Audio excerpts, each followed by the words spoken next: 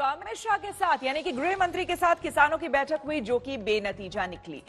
इस बैठक के बाद किसान नेता माने नहीं। आज तक संवाददाता हिमांशु मिश्रा ने इनसे बात की। किसान नेता ने क्या कहा, हनन मुल्ला खास करके इस बैठक में वो शामिल थे, क्या कहा उन्होंने, सुनिए। मीटिंग में कोई नतीजा नहीं निकला।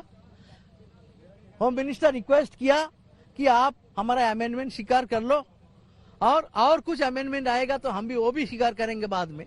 अभी क्या अमेंडमेंट की ऑफर की गई? अमेंडमेंट का ऑफर आपको मालूम है, जो 4 एपीएमसी एमएसपी, मैं नहीं बोल रहा हूँ, लेकिन तो वो सब बोला कल लिख के देंगे, तो हमको लिख के अमेंडमेंट देंगे तो कोई फायदा नहीं है कि हम पहले ही बोला अमेंडमेंट हम नहीं चाहिए। आपको लगता है कि पुराने जो 5 अमेंडमेंट है उस पर आप लोग मानने के लिए तैयार नहीं। और सरकार जो है वो क्या तीनों कानून जो है वो वापस लेने के लिए तैयार है? तैयार नहीं है, यही तो बात है विरोध का। यही तो कल के बाद जो बैठक है वो कल बैठक नहीं होगी। अब कल बैठक नहीं होगी तो परसों की बैठक में जो यही पुराना प्रस्ताव आएगा या नए कुछ पॉइंट्स आ सकते हैं? नया प्रस्ताव रिपील का आएगा तो हम आगे मीटिंग रिपील से कम में नहीं मानेंगे। हनन मुल्ला जी, आप रिपील से कम में नहीं मानेंगे? माइक सर, आप रिपील अगर नहीं होता तो आप नहीं मानेंगे? नहीं, ये थे जो है वो हनन मुल्ला जो इस बैठक के अंदर थे, और उनका ये कहना है कि ये जो बैठक रही है इसमें भी अमित शाह की तरफ से ये कहा गया है कि जो प्रपोजल हमने दिया है उसको कल लिखित में देंगे और आप लोग अपना आंदोलन जो है वो समाप्त कीजिए। परसों के लिए एक बार फिर से बैठक को रखा गया है, लेकिन उन्होंने कहा कि हमको जब तक ये तीनों कानून वापस नहीं हो जाते उससे कम पर हम मानने को तैयार नहीं है। कैमरामैन वकार अहमद के साथ हिमांशु मिश्रा, दिल्ली आज तक। और किसान आंदोलन से जुड़ी बड़ी बात आपको बता दें कि आज ही सरकार और किसानों के बीच में बातचीत हो सकती है।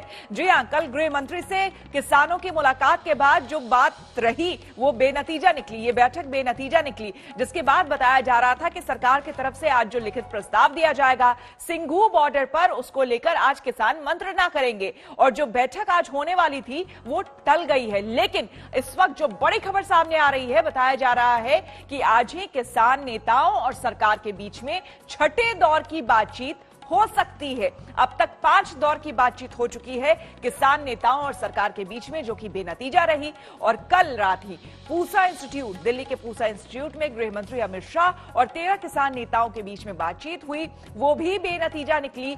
आज सरकार की तरफ से कहा गया था जो प्रस्ताव, लिखित प्रस्ताव वो देंगे किसान नेताओं को, और किसान उसी पर आज सिंघू बॉर्डर पर मंत्रणा करेंगे। और आज जो बैठक होने वाली थी पहले के हिसाब से वो टल गई है। लेकिन इस वक्त की बड़ी खबर आपको हम बता रहे हैं कि आज किसानों और सरकार के बीच में बातचीत हो सकती है।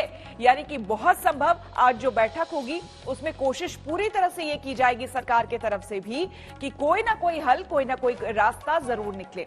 इस बीच आपको बता दें किसानों के आंदोलन का आज 14वां दिन है। बहादुरगढ़ बाईपास में किसानों ने सड़क किनारे अड्डा जमा दिया है। आज तक संवाददाता चित्रा त्रिपाठी ने 25 किलोमीटर बाइक से सफर करके देखा आंदोलनकारी किसानों का हाल। ये बहादुरगढ़ बाईपास है और आपको बता दें कि यहाँ पर दोनों ही तरफ अगर आप नजर डोलाएंगे तो बिल्कुल इसी तरह से किसानों का भारी जमावड़ा है। ट्रैक्टर, ट्रॉली, तमाम ट्रक के जरिए वो यहाँ पर अपने अपने घरों से सामान लेकर आए हुए हैं। 13 दिन गुजर चुके हैं और इसी बाईपास पर उनकी जिंदगी आगे बढ़ रही है। पूरा का पूरा खाने पीने का सामान, और कहना उनका ये है कि आगे कई महीनों तक की वो तैयारी करके यहाँ पर आए हुए हैं। आप देखिए, जहां तक आगे बढ़ते हुए चले जाइए वैसे ही किसान गाड़ियों के भीतर अपने अपने खाना बनाते हुए, इस समय शाम का चाय नाश्ता बनाते हुए आपको दिखाई दे जाएंगे। किसान मानने के लिए तैयार नहीं है। और इस तरह से आप जैसा कि देख पा रहे हैं बहादुरगढ़ बाईपास पर 25 किलोमीटर तक ऐसे ही किसान अड़े हुए हैं, जमे हुए हैं, वो यहाँ से हटने के लिए तैयार नहीं है। यहाँ पर दूसरी गाड़ियों की आवाजाही बेहद कम है, सिर्फ और सिर्फ किसानों का डेरा ही आपको दोनों तरफ देखने को मिलेगा। कैमरा पर्सन अमित कुमार के साथ चित्रा त्रिपाठी, बहादुरगढ़ बाईपास आज तक।